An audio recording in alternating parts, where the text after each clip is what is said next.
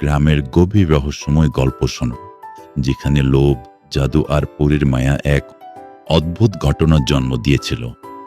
গ্রামের এক লোক, সজীবের বাবা, লোভের বশে পড়ে পাশের খালে এক পরী বন্দি করেছিল। তার মনে ছিল এই পরীর কাছ থেকে অঢেল সম্পদ আদায় করবে। পরীকে বন্দি করে সে তাকে বলেছিল, তোকে ছাড়বো না যতক্ষণ না তুই আমাকে অঢেল ক্ষমতা আর পরিরাজ্যে যাওয়ার শক্তি দিবি। কিন্তু পরী ছিল অটল। সে বলেছিল, তুই যতই শয়তানি করিস, আমি মানুষের কথায় কখনো রাজি হব না। তবু সজীবের বাবা হাল ছাড়েনি। পরীকে সে খালের গভীরে বন্দি করে রেখেছিল। ভেবেছিল কয়েকদিন পর পরী বাধ্য হয়ে তার কথা মেনে নেবে। একদিন রাতে সজীবের বাবা বাড়ি ফিরল দেরিতে। তার স্ত্রী জিজ্ঞেস করল, এত দেরিতে কেন?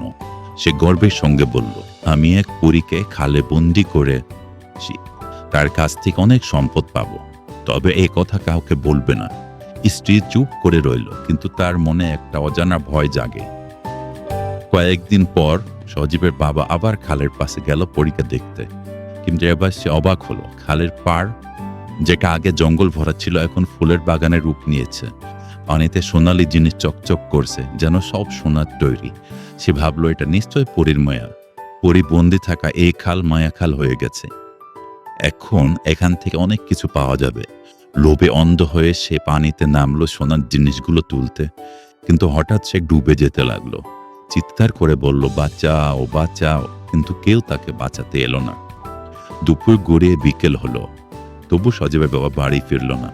তার স্ত্রী উদ্বিগ্ন হয়ে ছেড়ে সজীবকে বলল, তোর বাবা খালের পাশে গেছে, এখনো ফেরেনি, গিয়ে দেখ কি হয়েছে।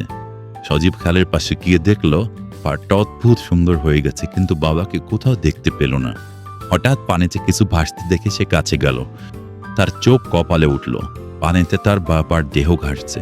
সজীব চিৎকার করে লোকজন ডাকলো। গ্রামে মানুষ এসে বলল, তোর বাবা আর বেঁচে নেই, বাড়িতে নিয়ে যা। সজীবের পরিবারের শোকের ছায়া নেমে এলো। সজীবের মা কাঁদতে পড়ল, আমার মন বলছে এই পরী আমার স্বামীকে মেরেছে, কিন্তু এ কথা আমি কাউকে বলতে পারবো না। পরিবারের সবাই শোকে মোহমান, কিন্তু কেউ জানে না এর পেছনে কি রহস্য। কিছুদিন পর সজীবের ফুপু আর তার স্বামী গ্রামে এলো। সজীবের ফুপুর স্বামী, যিনি সজীবের বাবার মৃত্যুর কথা শুনেছিলেন, একদিন খালের পাশে গেলেন। তিনিও দেখলেন পানিতে সোনার হাড়ি চকচক করছে। লোভে পড়ে তিনি পানিতে নামলেন, কিন্তু পরে করে তিনি ডুবে গেলেন। চিৎকার করে বললেন, বাঁচাও, কিন্তু কেউ তাকে বাঁচাতে পারল না। গ্রামের লোকজন এসে তার দেহ তুলে সজীবের বাড়িতে নিয়ে গেল। একই পরিবারের পরপর দুজনের মৃত্যুতে সবাই হতবাক। এবার সজীবের দাদি সবাইকে ডেকে বললেন, আমার একটা জরুরি কথা আছে, তোদের আগেই বলা উচিত ছিল, কিন্তু ভয়ে বলতে পারিনি। তোদের বাবা লোভের বশে ওই খালে এক পরীকে বন্দি করেছিল। সে ভেবেছিল পরীর কাছ থেকে সম্পদ পাবে, কিন্তু পরী তাকে মেরেছে। আমার মনে হয় আমার মেয়ের জামাইকেও পরী মেরেছে। তাই বলছি, কেউ ওই খালের দিকে যাবি না। সজীব বলল, এইভাবে পরীকে বন্দি রাখা ঠিক হবে না, আমি একজন কবিরাজ খোঁজে ব্যবস্থা করব। ইতিমধ্যে সজীবের ফুপু তার শ্বশুর বাড়ি গিয়েছিলেন, কিন্তু সেখানে তার শাশুড়ি তাকে অত্যন্ত কষ্ট দিতে শুরু করলেন। তাকে দিনরাত কাজ করতে হতো, খাবার দেওয়া হতো না ঠিক মতো, এমনকি দুপুরে খাবারও বন্ধ করে দেওয়া হলো। সজীবের ফুপু আর তার মেয়ে মোহনা চুপচাপ এসব সহ্য করছিল। মোহনা মাকে বলল, চলো আমার নানির বাড়ি চলে যাই, কিন্তু ফুপুর রাজি হলেন না। একদিন সজীব তার ফুপুর বাড়িতে গেল। ফুপুকে দেখে তার মন খারাপ হলো। ফুপু শুকিয়ে গেছেন, মুখে হাসি নেই। মোহনা গোপনে সজীবকে বলল, দাদা, আমরা এখানে ভালো নেই, দাদিমাকে অনেক কষ্ট দেয়, তুই একটা ব্যবস্থা কর। সজীব আর দেরি করল না। সে তার বাবার সঙ্গে কথা বলে ফুপু আর মোহনাকে নিয়ে এলো। ফুপুর শাশুড়ি বাধা দিলেন না, বরং বললেন, যাক, ঝামেলা গেল। গ্রামে তখন পরীর মায়া আরো তীব্র হয়ে উঠেছে।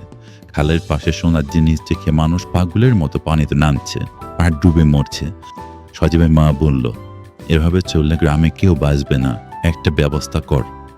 সজীব এক তান্ত্রিকের খোঁজ পেল। তান্ত্রিককে নিয়ে খালের পাশে গেল। তান্ত্রিক দেখে বুঝলেন এটা কোনো সাধারণ জাদু নয়। তিনি পরীকে ডেকে পড়লেন, তুমি যদি কথা দাও এই গ্রামের কোনো ক্ষতি করবে না, তবে আমি তোমাকে মুক্ত করব, না হলে আরো কঠিনভাবে বন্দি করব। পরী কথা দিল, আমি আর কারো ক্ষতি করব না, আমাকে মুক্ত করো। তান্ত্রিক তাকে মুক্ত করলেন। পরী ধন্যবাদ জানিয়ে চলে গেল।